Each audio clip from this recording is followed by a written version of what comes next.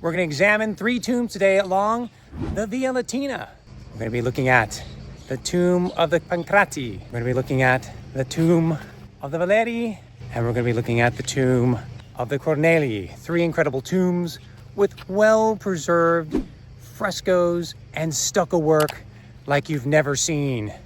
This is a place that you should put on your itinerary coming to Rome. You want an extraordinary experience, you want to experience the excitement of antiquity, come here to the Via Latina tombs.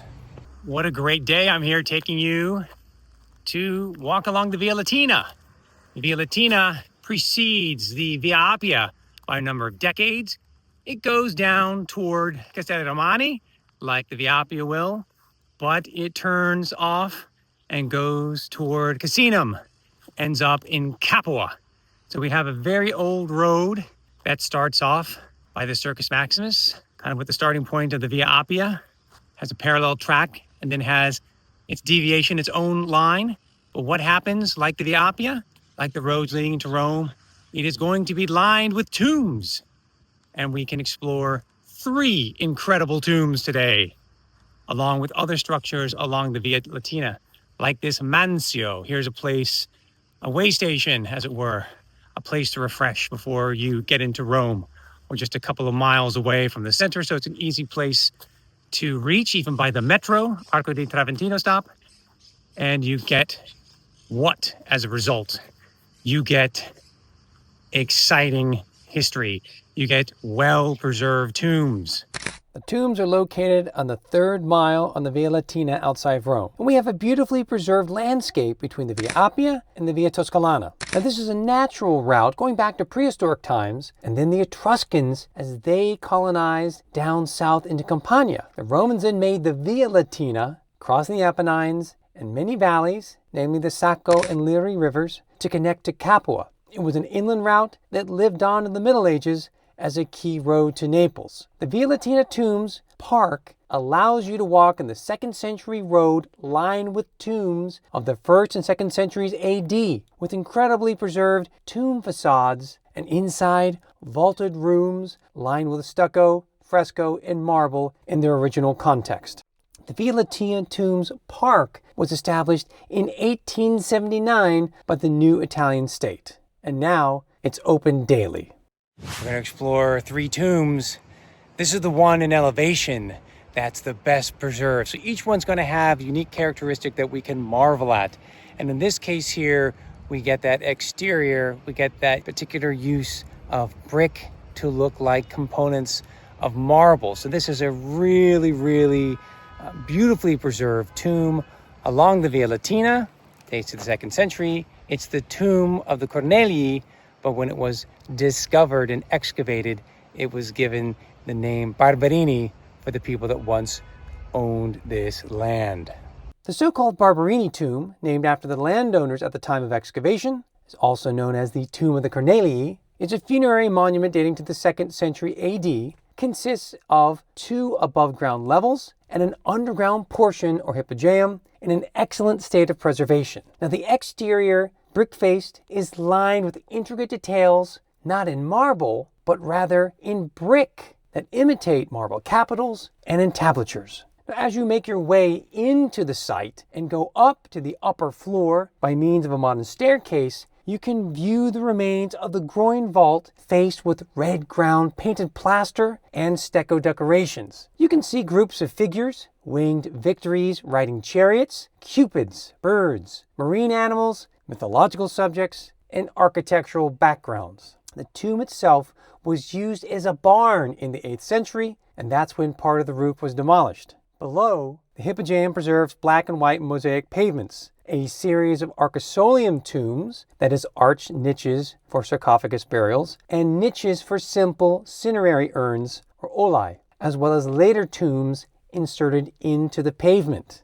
A second stairway leads down to a lower level of tombs. And the Barberini sarcophagus, with reliefs depicting the myths of Protesilaus and Laodamia, was discovered here, now on display in the Vatican Museum. We're outside the tomb of the Pancrati. This is absolutely a stunner. Now, its elevation is entirely reconstructed, but what's underneath? is so well preserved, and we know it's part of a large property of the same family. So what we have here is, behind us here, an ongoing excavation. And that excavation is revealing a very well preserved villa. And today, within this park, the excavation continues. But just across the street, there are public soccer fields. And hopefully those spaces can be given over to the archaeological park for more excavation, because you have an entire villa still to discover. Much of the visible structure is a modern construction designed to protect the underlying monument, built up from the original walls of the 1st to 2nd centuries AD that are just 1 meter high.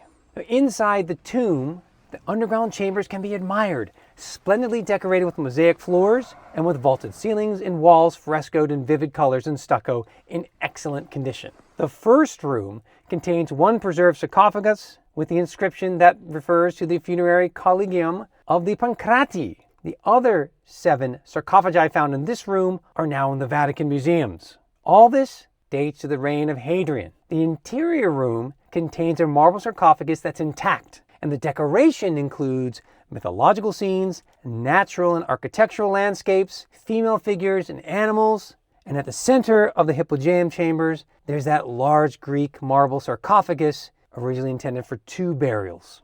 The vividly colored fresco decoration includes also Jupiter in flight with the eagle and the Judgment of Paris.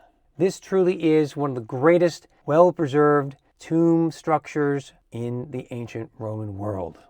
We see here heavy recreation, restoration. You see a Chipolito marble column here intact. So we have some elements that allow the reconstruction of this tomb, but it's what's underneath, what's below, that is so well preserved, lined with marble with incredible stuccos. Let's take a look. The tomb of the Valeri includes decorated underground chambers that are preserved to a date of 160 to 170 AD, while the upper structure is a rather fanciful reconstruction dating to the mid-19th century. Now, the portico and the 2 columns in the front are a standout feature. And in front of the entrance, there's an open area, a large skylight flanked by 2 symmetrical staircases that lead to the 2 underground burial chambers, which were originally richly decorated with slabs of marble. Here's one where we have the vaulting literally intact. It was once faced in marble. A lot of the marble is still there. Like the threshold, we can step inside, and the real jewel, okay, is not the marble panels mostly robbed out, it's the vaulting. Look at this. This is about as good as it gets. This is handmade. This is stucco work with marble dust, and it is exquisite. Mythological scenes, white on white. And we're missing the panels of marble. We have some on the floor. So together it makes for an absolutely incredible experience. And if you're interested in death and afterlife in the ancient world, you need to come and explore these tombs on the Via Latina. They are extraordinary.